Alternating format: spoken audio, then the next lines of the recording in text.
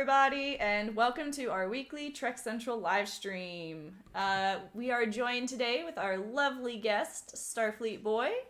And we are also joined by our normal co-host, Dom Paris.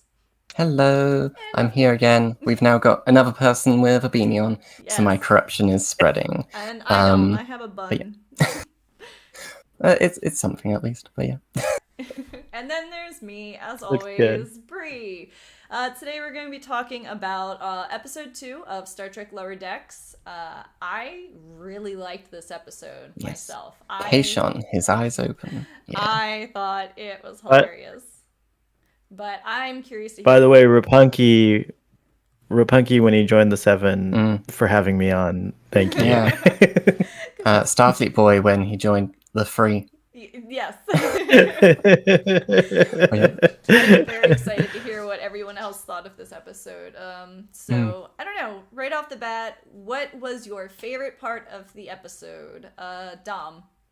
Oh, are we going straight into it? Okay, what was your favorite part? My favorite part, which if you followed me on Twitter, you'll know, is that we lost a brave soul this week. And out of all the souls we've met, his was the biggest. And that is indeed Spock 2. Seeing Spock 2's, well, presumably Spock 2's / Giant Spock's skeleton, I definitely didn't expect it. I don't think anyone expected it. He was mentioned last season, so we probably should have predicted it, as that seems to be a trend that's going on for this season. Anything mentioned in season 1 is going to come up, like Gary Mitchell. Now we've got Giant Spock that used to be on Phylos. All this stuff. And yeah, if you saw on my Twitter account, I put together a little memorial in memoriam for great. Spock 2. So if you haven't seen that, I recommend it because I laughed way too much making that. But yeah, that's my favorite bit. I totally want a skeleton Spock shirt for Halloween. I hope they do something in time. Yeah, I have to say the lighting in that skeleton room was just great. It really amplified the scene.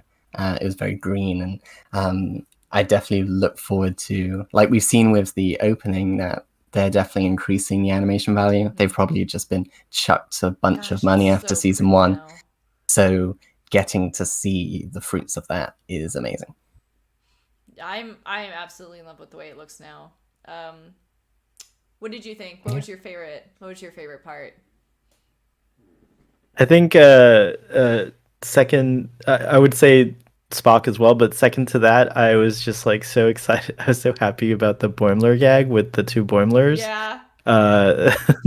So that was my favorite part. I was just like wondering how they were going to bring Boims back to the Cerritos, and there was so much debate about it online, and I was caught up in all the different theories and ideas, and people were like, I'll be so mad if this happens, but no one predicted that there would be a transporter clone, and that would happen. So it was awesome. We probably should have been able to predict it, because as Rutherford said, it just seems like a Boimler thing to happen. Well, who was it?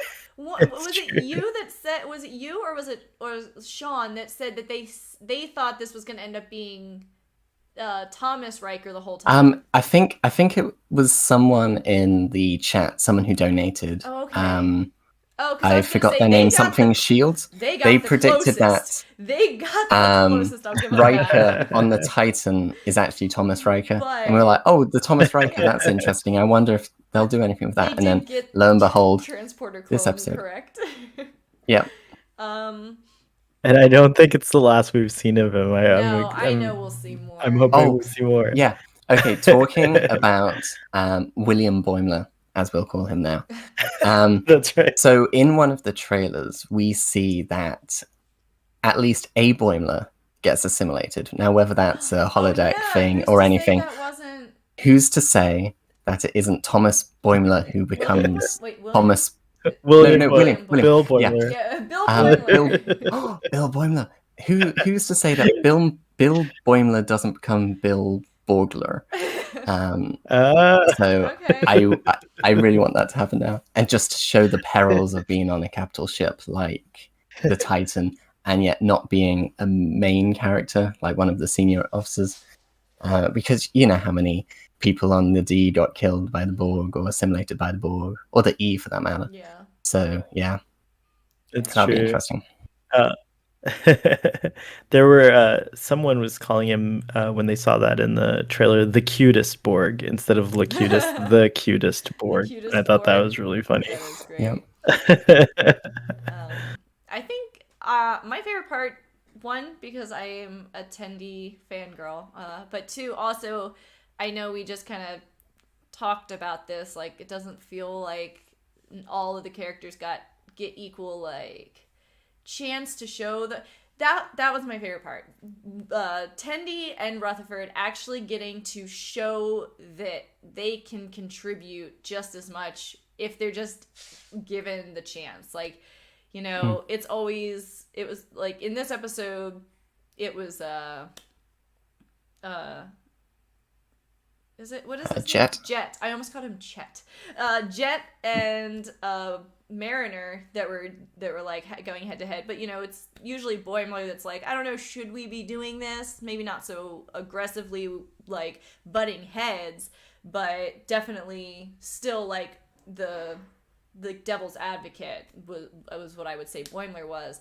So to like have them just be like, wait, there doesn't always have to be two people fighting for a solution. Why don't we ask the other two people? And I mean, science and engineering, why don't we ask the science and engineering, or, you know, she's medical, but, you know, why don't we ask more, you know? And that's why I was really excited. Yeah, totally. They got to, you know, take the stage for a second and get them out of a really bad situation. And that's something that I've been wanting to see for so long.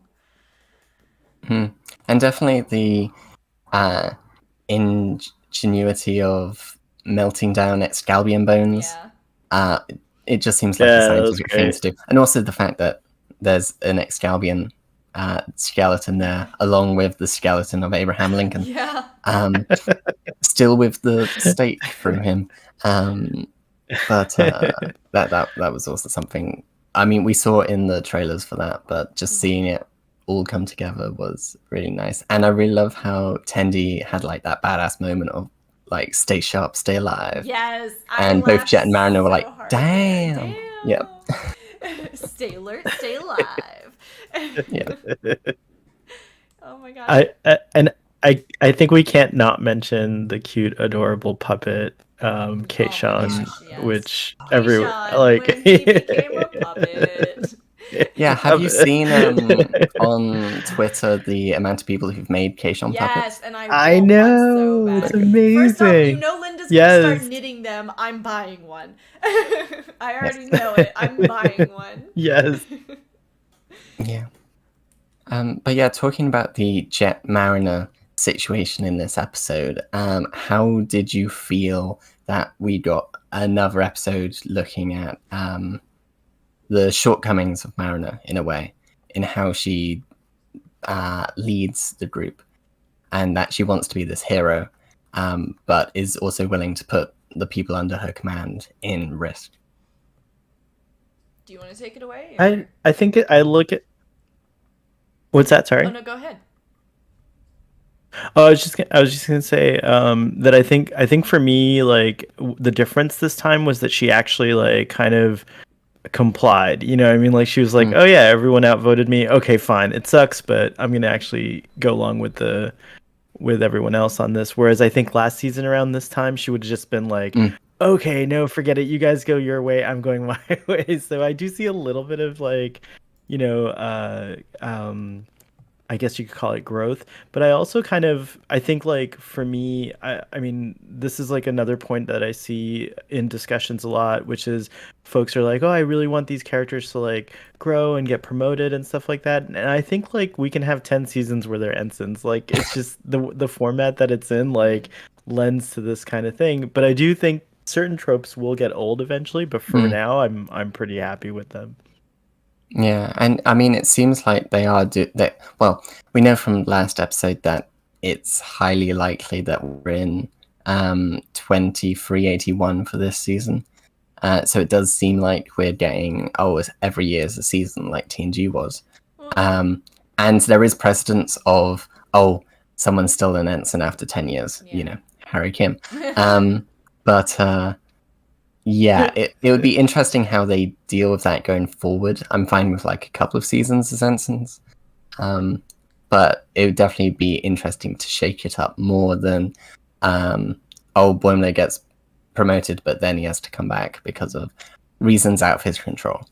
But I am glad that at least he comes back because of the Thomas Riker situation, rather than he failed in something. In actuality, he succeeded in getting the people off the planet. I think our stream quality just dropped real severely.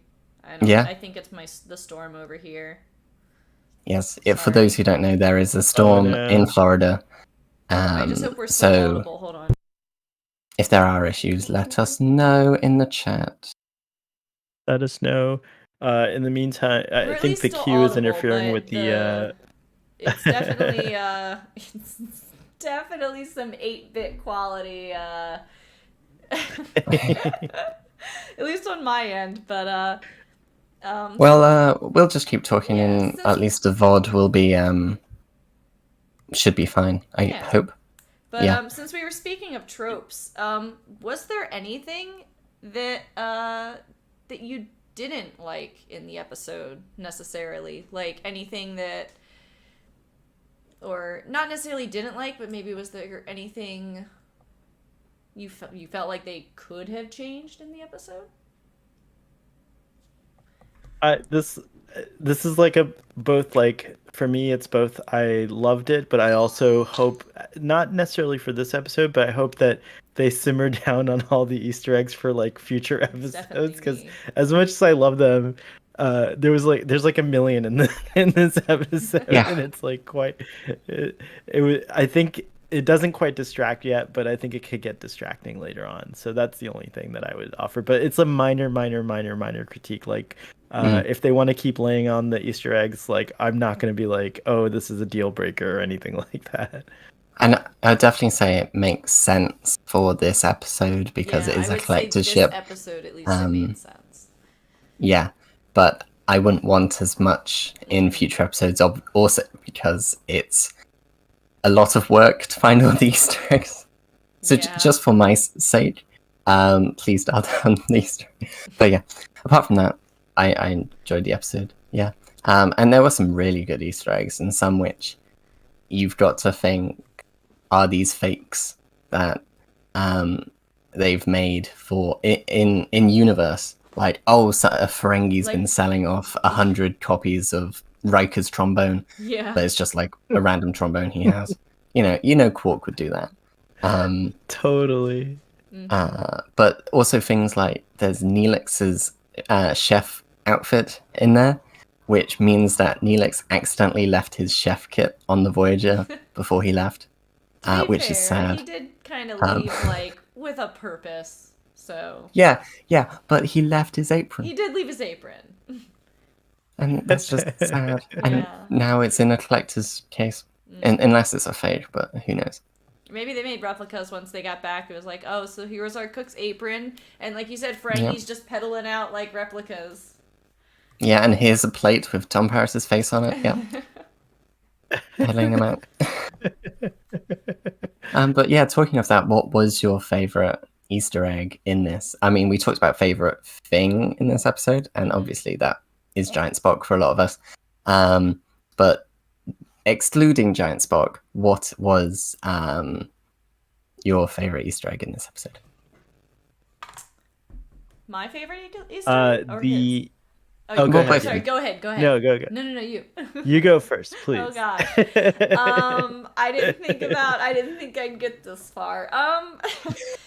Let's see, my favorite Easter egg in the whole episode. There's too many. And I can't say that my favorite was Giant Spock because, I'm about to throw myself under the bus. I've only seen the first 4 episodes of the animated series, so I haven't gotten to that episode yet. It's a wild episode. Okay. So I'll throw myself under a bigger bus, which is I haven't finished Voyager. Sorry. But yeah, I don't know. I just I didn't get that reference, so I had to wait until someone else explained it to me. So my favorite Easter egg,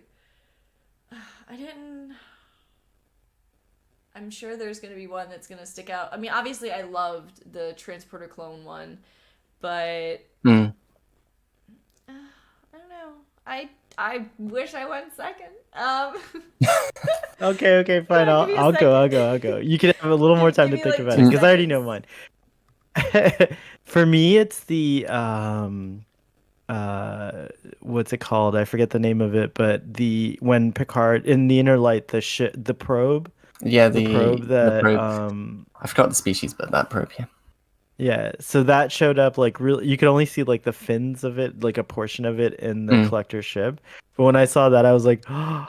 It was like, no, that's so cool. Did I give you enough time, Brie? I mean, I did really like I mean, I didn't feel like it was too, as an Easter egg, it didn't feel too heavy-handed with the Data thing because he did get collected by collectors. So I did think it was funny where it was like, the ones that tried to collect Data, and they're like, they all tried to collect Data. It's like, because everyone did That that was to him crazy. all the time in TNG. It was like, he'd always end up some ridiculous situation, but specifically the collector situation where he actually got collected, you know? But I thought that one was a clever insert without Brie, being too much. Brie, you reminded me that scene's really awesome with Miglimu. How do you say his name? Miglimo. The character Miglimo. Miglimo. Yeah. Miglimo. I hope he's on the bridge like Counselor Troy was in TNG, like more often. Like he was great, and he's like he just wants to feel like Yes. it was like really cute. And then later in the episode when he was like, "Oh, a cute puppet, I can use him as puppet therapy."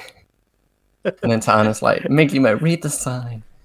But in terms of Easter eggs, someone pointed out that yeah, that it's gonna be funny because it's a cat and bird, and they're always like, there's a rivalry in general with cats and birds, and so it's gonna be a thing. But yeah, talking about Easter eggs, I want to throw one out there for our friends over at the I Quit Star Trek podcast, which you haven't watched. I recommend. It's the mask from the Masaka mask from Masks is there because that's their favorite episode. That's one of my favorite episodes from TNG. It's a really good episode. Yeah, me too. I don't know, something about it. It is where it's an like episode of curious. TNG. Yeah, it's like curious. I don't know. I like it because it's like I always gravitate towards the mystery episodes in Star Trek. Anything where I have no idea what's happening until the very end are episodes where I am like drawn towards them. So for me, I was like, you know, it was like, you know, what is happening to the ship? And so that was one of the reasons I am drawn to that episode. I like mystery. When that episode came out, I was in high school, and in my ceramics class, my friend and I we were so obsessed with it that I made the Masaka and Qualgano masks for ourselves. That was really cool. Do you still have them? She has them both. Oh, yay. And I have to like reach out to her and see if she can send a photo of it. That would be awesome.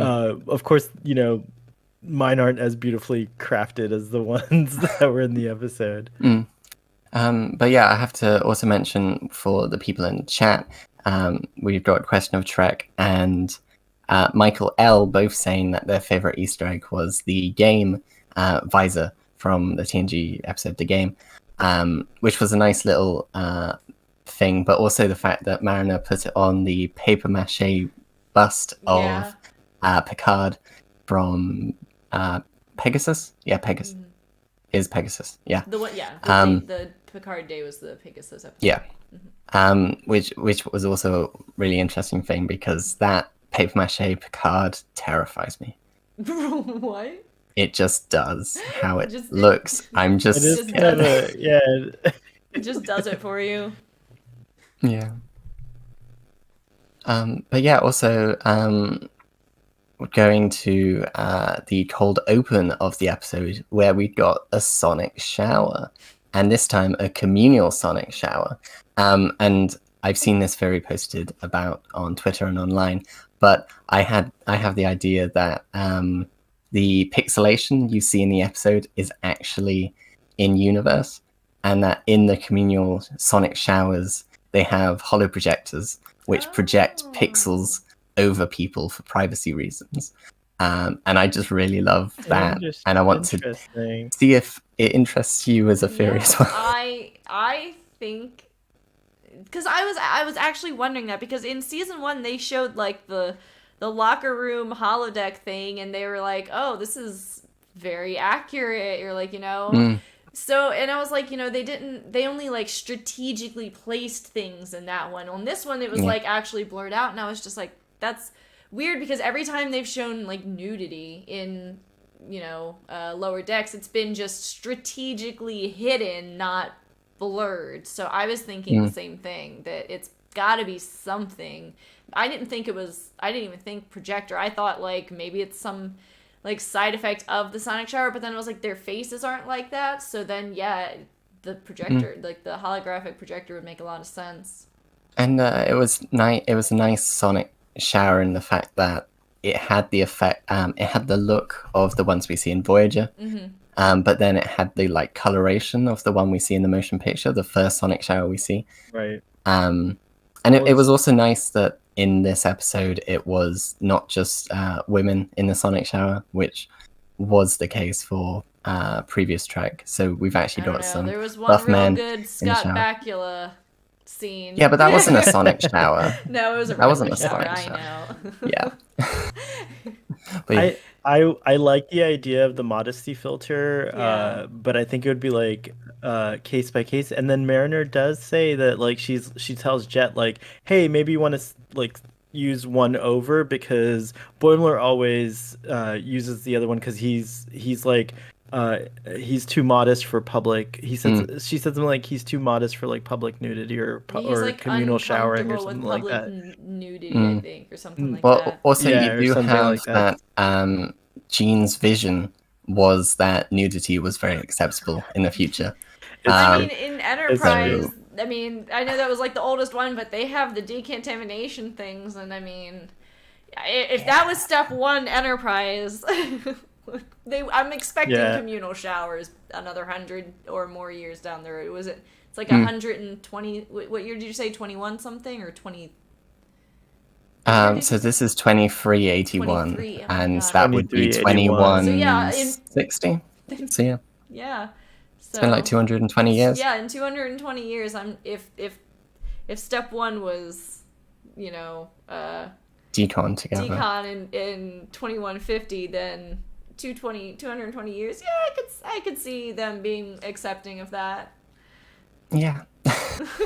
And in general now, I think in the service, I don't know if it's co-ed. I think it is, but I think in the service in general, now folks shower together, or I'm not sure. It's not co-ed, but you do shower together. Okay, gotcha. Well, it depends. If you're in boot camp, you shower together. If you're on a ship, like if you're on a carrier, again, my experience has always been on a carrier or on shore. On a carrier, you get individual stalls with like pool. Like it's like this big. It's not very big. Like you get enough room to turn and like wash yourself, but that's it. And then there's just like a little pool thing that you can kind of like almost even look over forward. But yeah, no, in boot camp, everyone it's girl shower, guy shower. Okay, gotcha. I wondered if this wasn't like a tiny, a little nod or an homage to Starship Troopers too, because I remember that movie had like a scene with co-ed showers in their military service too. So I thought that was interesting, and it kind of had that. I'll say I have not actually watched that. It's a great movie. But yeah. I have no. Just out of curiosity, is it my end that's causing this shit quality, or is it look fine on your end? It looks fine. I'm on listening YouTube. to it, and it sounds fine. Yeah. Okay, then for some reason, but it's my people phone. can tell us in chat it's if my phone there's specifically. issues. Then, so that's all I needed to figure out. I don't know what's going on, but at least I can see chat. That's good. So that's good. So yeah, moving on to the other plot of this episode, which is Boimler on the Titan.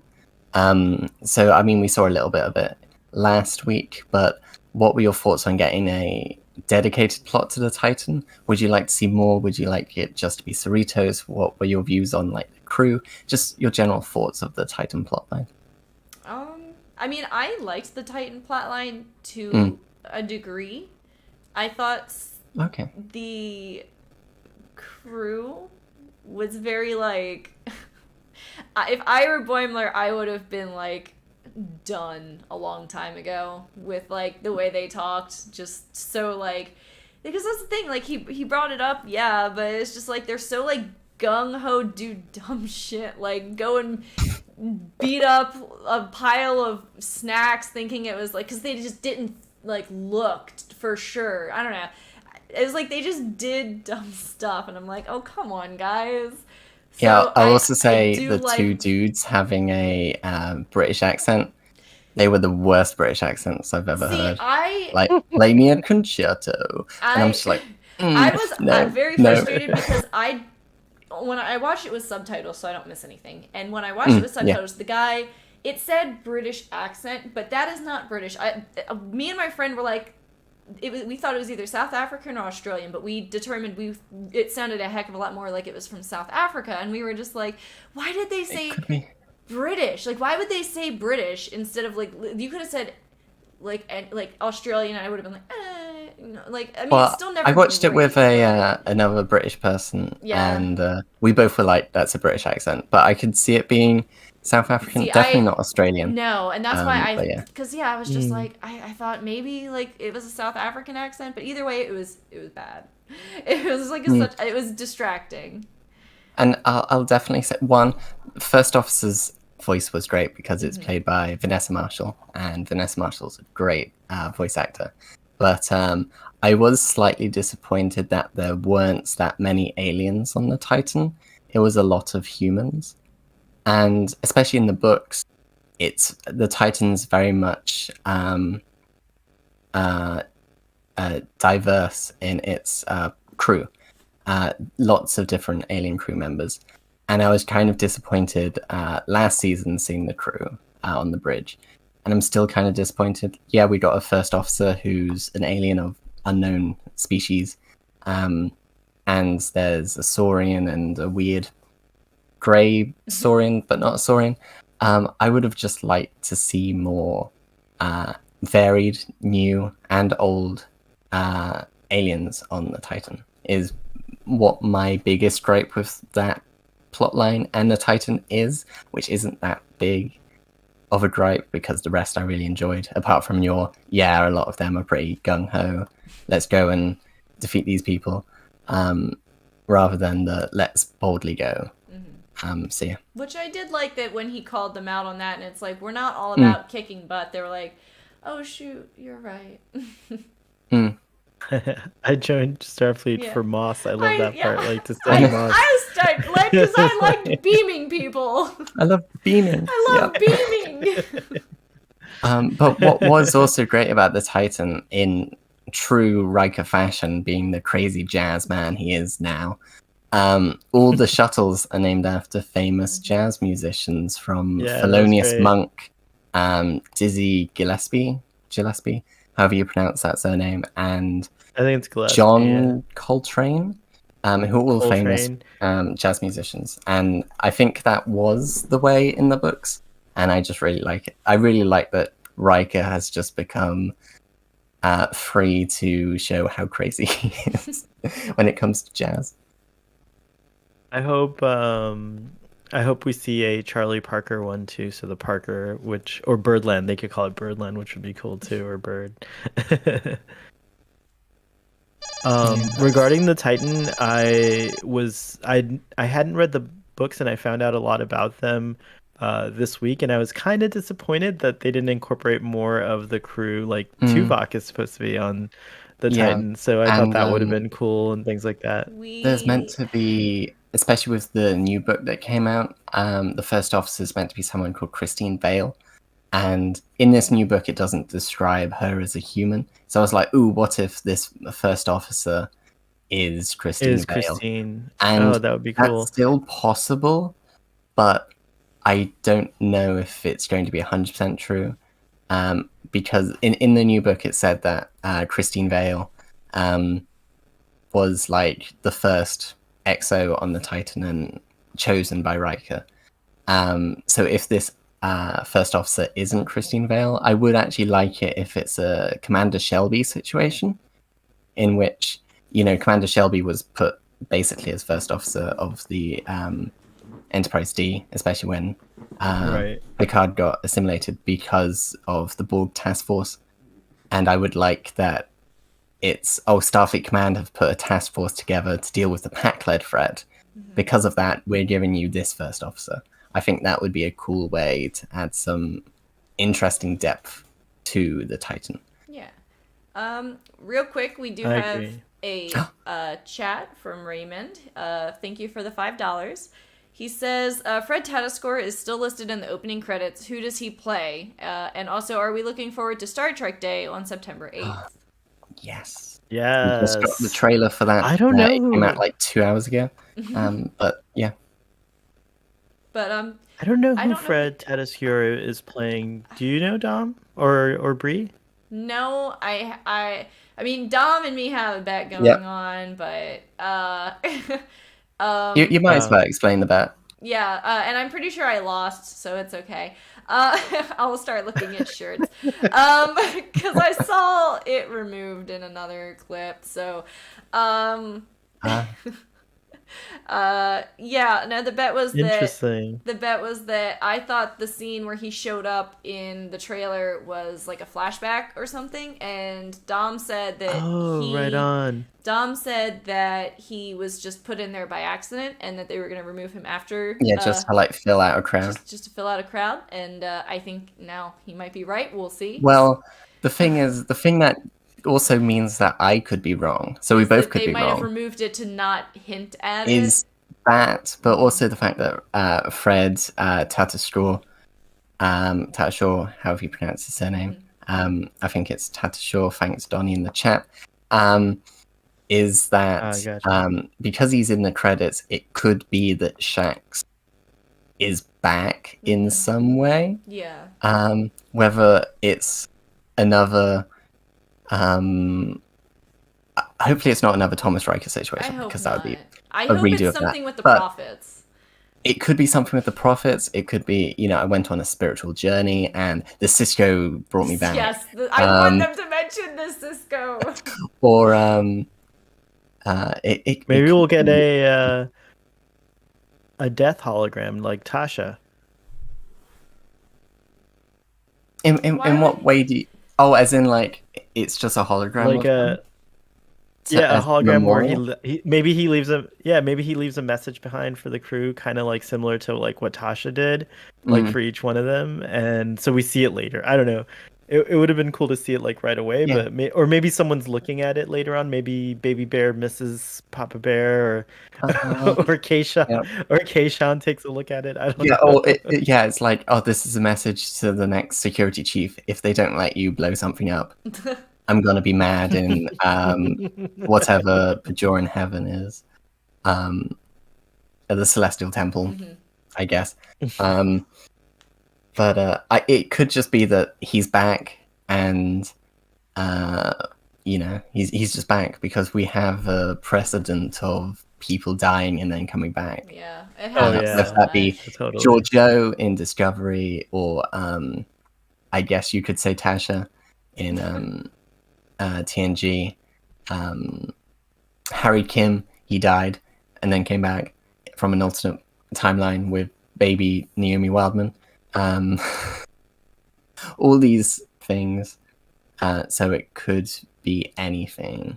Yeah, and if he is back, I look forward to it because he's my favorite character. Yeah, I loved him so much. I want, if Ket Woski is watching, I want my Shaq standee.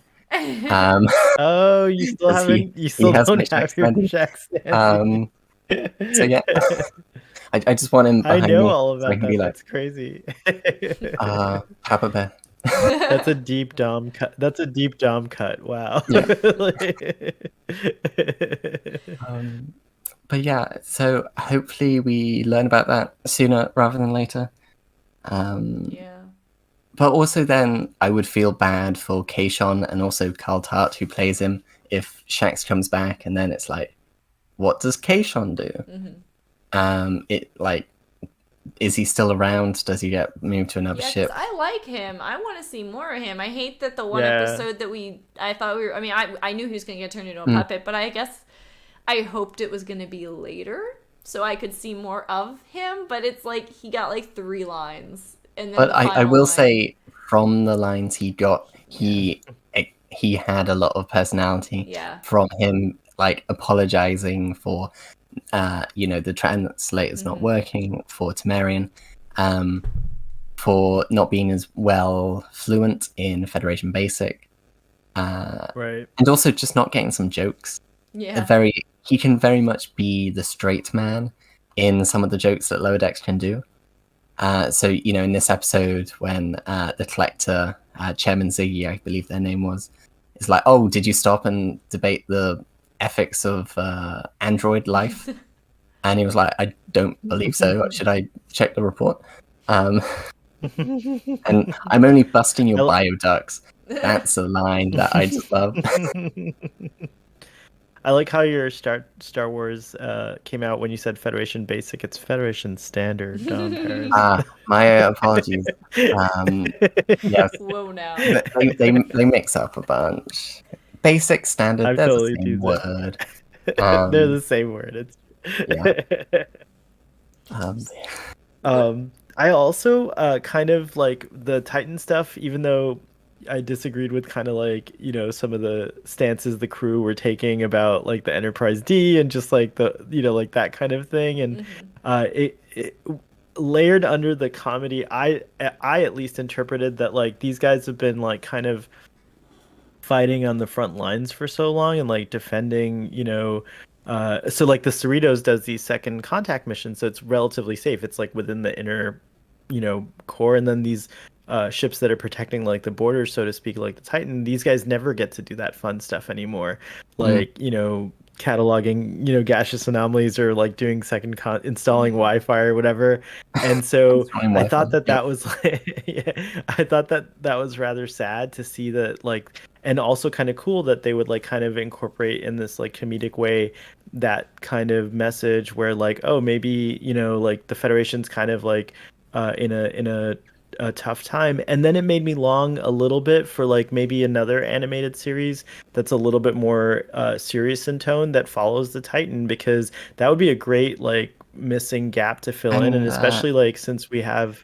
Go ahead, sorry. Yeah, no, going on what you were saying, it would definitely be interesting if, in terms of on the front lines, if any of these people served during the Dominion War, and if they served on the front lines, because we see in DS9 in the siege of AR numbers, AR 551, I think.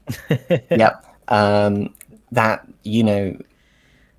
when they don't have the what's it called, the safety of the Federation, humans can still revert back to being the worst parts of being human.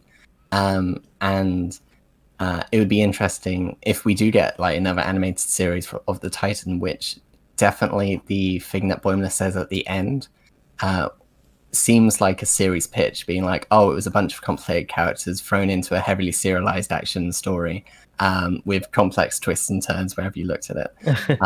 I definitely think that's Mike McMahon being like, if I was going to do a Titan story, it would be that. Yeah. So it would be interesting then to follow post-Dominion War how Starfleet officers feel, especially if they're like, okay, we know the galaxy is way more dangerous now, we're going to be serious, instead of, enjoying the string quartets and the concertos. And sending your kids to one of the 5 daycare centers on the Enterprise. They've forgotten about that, and it's nice that also Boimler reminds them. And they even, like at the end, they're like, they refer to him as like Enterprise and go boldly out there, mate. In still terrible British accent. But But yeah, that was just my thoughts on the crew. And now that you say it, it does make sense why they're so serious. And why probably a lot of people in Starfleet are serious at that point after going through the worst war they've been through since their founding. Right. Yeah.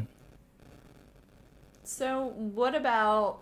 So we don't have any kind of like hints to what's coming for next episode, right? Well, we believe it's the Tom Paris episode. We do. From what we've seen of some pictures and stuff. And it looks like, to begin with, we thought it was just the Tom Paris plate with the voice coming back. But it actually looks like from some new pictures that actual Tom Paris will be in the episode. At least either that was a different episode or they're both. It would make sense that if you got the plate Tom Paris, if you got the plate Tom Paris, you get the real one, and also to save him from having to do multiple episodes. Right. So Is it? Did we get the title? Isn't it called "We'll Always Have Tom Paris"? Oh my We'll gosh, always I have thought Tom we got the Paris title. is, I believe, the episode. I yes. love that Yeah. title name. So Okay. we'll always have Paris. No, we'll always have Tom Paris. So today's Yes. stream is called "We'll Always Have Tom Paris," or maybe next week's episode. Who knows? Yes. So yeah. Yes. But then I am That's super excellent. excited. Is there any I don't know. How do you think he's gonna, without spoilers, people who've seen without okay, Starfleet Boy, how do you think he's gonna end up on the screen specifically? I have no idea. The show's like doing a great job at subverting my expectations, but if like my gut tells me or my guess tells me that this is gonna be like Boimler using a holodeck situation, but I don't know. Like it could be anything. I hope it's actually Tom Paris, like on the ship somehow. I think it really is Like, 'cause actual Tom Paris. Myself. Yeah, I hope so. That's hope what I so. think. There's like a weird. There was a shot in the Next On that I saw. Spoilers for anyone who doesn't want to look at the Next Ons. But there's a shot where it just seems like they had reverence for him too. Like the background characters like seem to have like some kind of like That's what reverence made- for him, and I don't think a holodeck would do that. That's so. what made me say I don't think it's a hologram, because like the way he interacts with the crew, they seem to be like excited that he's there. I mean, he has a commemorative plate. Yeah. You'd think that people would be pretty excited if someone with a commemorative plate's on the bridge, right? And why Totally. commemorative? It's got. I mean, yeah. Did he like rank? Did he do something like really crazy special? Like, is the Delta Flyer now like the base starship, like shuttle model or something? Like, I don't know. He's just. It would be awesome. Why would he? Yeah, I don't know. He must have done something. Because in he his was the time pilot back. on the Voyager. Yeah, I know. He got him back. And Like, it would be nice if he did then go into probably like shuttle design. yeah, I would hope he did. Given that. Oh, Right. because that would also be great if he designed there's a ton of new shuttles that I'm just like, ooh, he could have designed that one, or and then if he gets together with like Geordie LaForge and they design ships together, That'd be pretty great. Oh, I would love that. Shuttles and ships. yeah, and that you would be know, amazing. I know at least in other continuities, like the Star Trek Online continuity, that the Delta Flyer did become like a default shuttle because of just how good it was. Right. Because they It's managed to make great. like I the mean, best shuttle. They in made the all of Delta Starfleet Flyer history. reach. It was the Delta Flyer that got to warp 10, right? That they modified, or was that a regular shuttle? I they thought it was a modified? regular shuttle. Was it a regular shuttle? I thought it was a regular shuttle. I mean, I tried to delete that from my memory, so yeah. What? You don't like the Salamander baby episodes? It starts okay. I'll say that. I think, yeah. But Mm. oh boy. But yeah, It'd be funny if for every time they did time warp, there's like a alternate reality where a salamander version of the Is crew just born. like Yeah. appears, like Every is time born, you time like- warp, a salamander offspring is born. or you can have a what's the TNG episode where everyone devolves? Evolution? No, No, I don't think it's called it's that, not is it? evolution, because evolution's another one. Oh, that's Stubbs' eggs. That's right. That's the Yeah. one with Stubbs and the the binary star system. Genesis. Yeah, I think it's Thank Genesis. you, Donnie. Thank you. Yeah, Thank you. You could always have you should always have that as well as the salamander. The salamanders is evolving, and was it Spot turns into an iguana? Spot turns Is into an evolving. iguana. For Yeah, some they reason. obviously knew, they had their evolution down packed in that episode. 100% scientifically accurate. Yeah, obviously, yeah. But Everyone knows that cats evolved from iguanas specifically. it just makes sense. Raymond in the chat says that Tom Paris has his Lieutenant Pip back. What was the final? I mean, obviously, Starfleet Boy, you haven't finished Voyager, so you probably don't know. Yeah, but what sorry. was his rank? He got when- re-promoted again after He got promoted again. Yeah, because that was the joke. He got promoted to lieutenant again after getting demoted before Harry ever got promoted. For Harry, which means, so if he's a lieutenant now, it means that he hasn't been promoted in 3 years. But I mean, Harry got away with 7, so Yeah. it is what it is. But considering that Janeway got instantly promoted to Vice Admiral, Yeah. I don't know. I would like if every single Voyager crew just got 2 promotions. That would be pretty great. Just, Right. They got home and they were like, okay, here's 2 pips, or here's a pip and a black pip, or whatever. Or here's some street corn and some not street corn, which we'll talk about. But Oh god, yeah, they that should have all might been actually promoted. have been But my yeah, favorite. let's talk about street corn. That because I I actually forgot about the the reference the first thing I even thought of was Chief O'Brien in TNG when he wasn't a chief but he was a lieutenant, and I literally made the joke in the episode when he did that. I turned to my friend and I was just like, so Miles is out here eating some street corn. That's why we thought he was a lieutenant. And I think it was also the issue for, most notably for Tuvok and Cisco. Even Cisco, between scenes, when he gets promoted to captain, he then goes back down to commander and then back up to captain, I believe. So does that mean that they accidentally gave him street corn as a pip when they promoted him? Who knows? But yeah, it definitely I'm was. gonna show great... up at the next convention with street corn pips. I know. Just literally pips made of corn, just little corn kernels.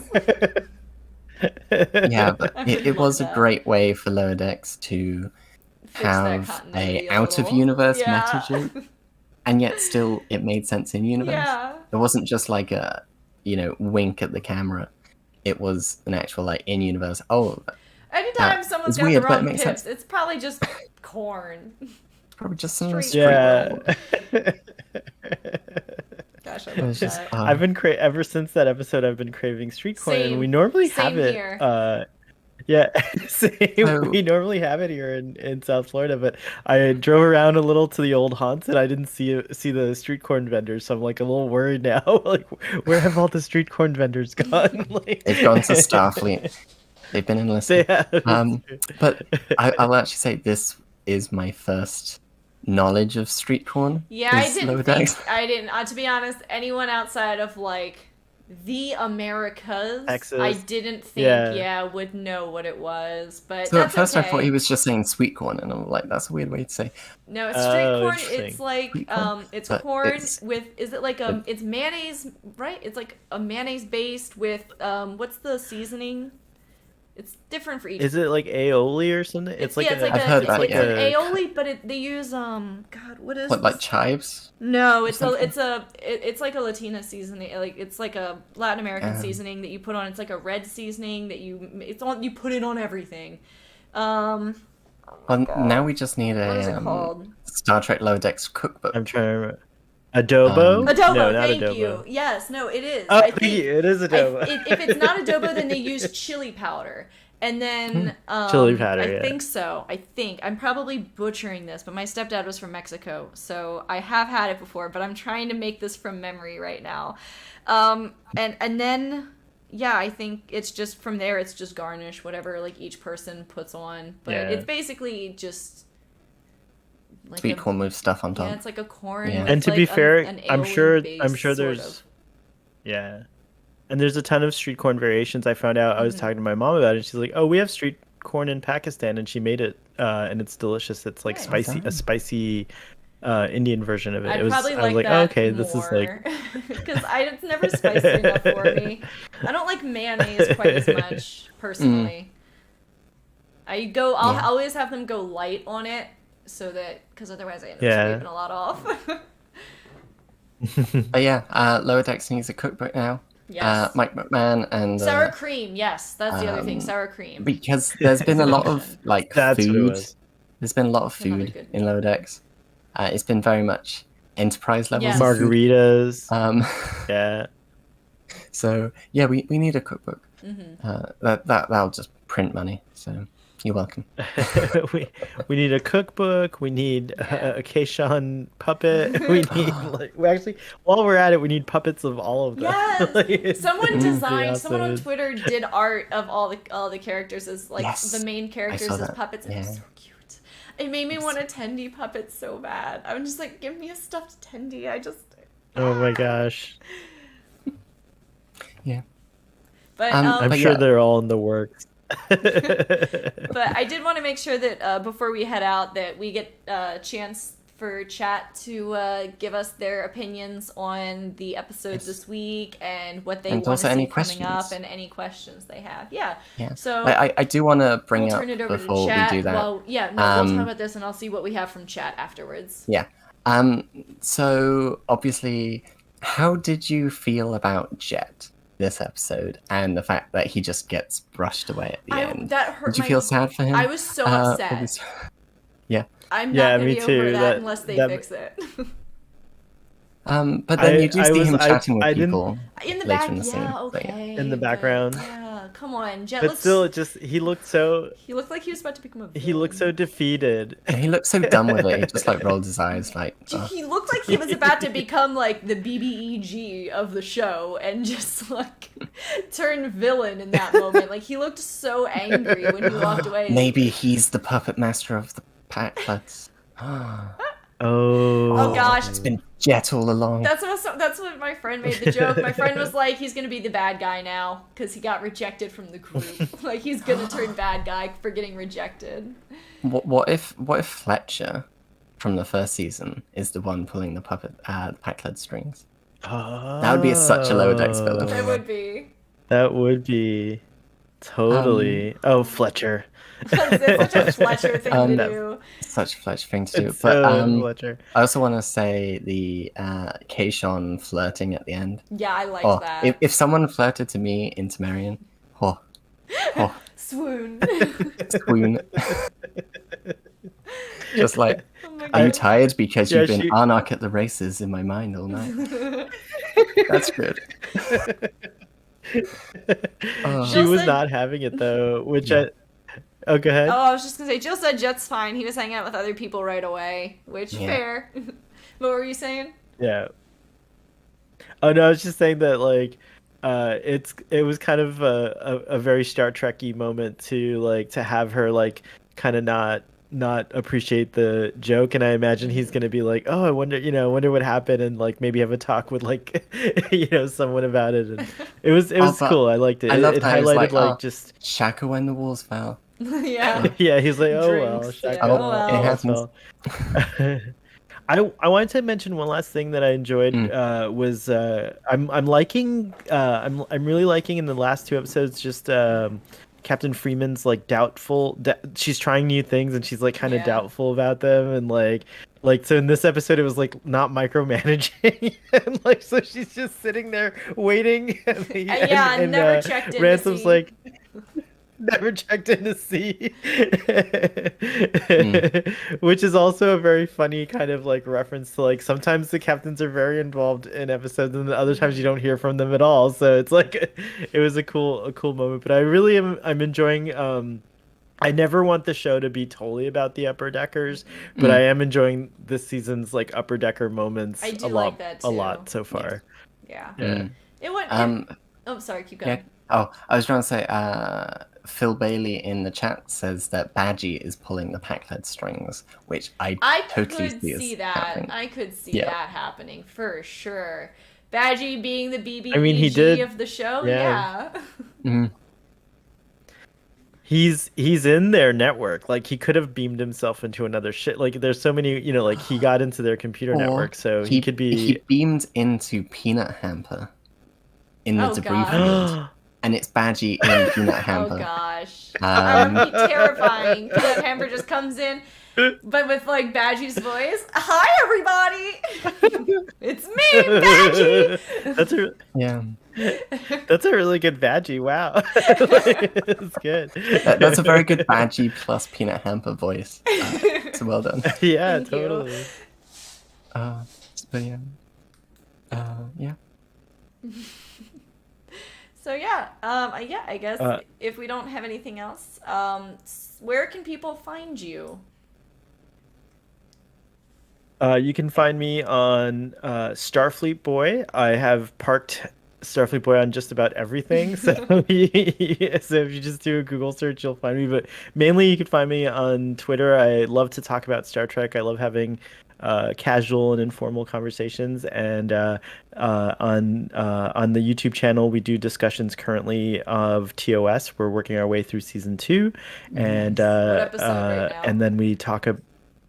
We just finished Patterns of Force, so nice. the next one, yeah. And we had Dom on for his favorite episode. Yeah, a piece of the action. Yes. Because it's my Brie, favorite. I episode. extend the invite to you as Yes, well. I will pick an episode.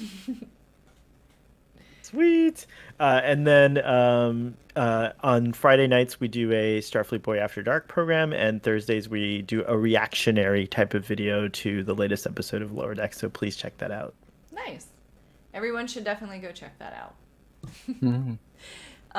But outside of that, I mean, you know where to find Dom and I. Our handles are down below as always, and if not, you can find them on the Trek Central. And yeah, if you were as distraught over the passing of Spock 2 as I was, you can check my Twitter account, and there'll be a memorial there. That memorial was pretty good. So yeah, I just wanted to say It gave me some context, having not seen the episode and Well, not yeah. know. I was like, I'm getting That's a good. little bit of context here. Okay. Yeah, it's just a giant Spock. Just yeah. a giant Spock, but you like to, you love to see it. Yes, so real quick before we go, Jill, this is a Wednesday thing now. This might be something we might want to like advertise a little better. That might have been on me a little. Yes, we have we'll moved it do from that, Sundays to Wednesdays. It works better for guests. It does. Sundays So, is yeah. usually people's weekend. They will have other things planned. And for a while, I wasn't even available on Sundays. So with Wednesday, it makes it just a little more accessible for other people, and hopefully more accessible to listeners as well. Because even if they're not home, maybe they can pop it on at work. Because that's what I do at work. I always listen to stuff at work. So yeah, That's what I do too with you guys. Yeah, we've moved it to Wednesdays. So moving forward, we'll try and broadcast that better. But until then, we will see you guys next Wednesday. And we'll always have Dom Paris. yeah, we'll always have I'll always have Dom Paris. But until then, thank you all for stopping by, and live long and prosper. This is my empty screen.